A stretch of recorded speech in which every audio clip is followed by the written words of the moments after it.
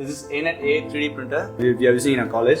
So here this is the machine which has work volume of 220, 220 and 220 X, Y, Z axis.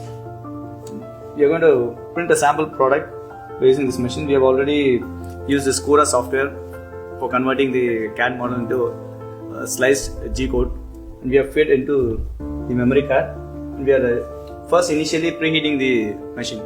That is mandatory. The preheat temperature is around 240 degrees.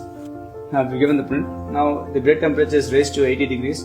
Once the bed temperature is to 80 degrees, the print automatically gets started.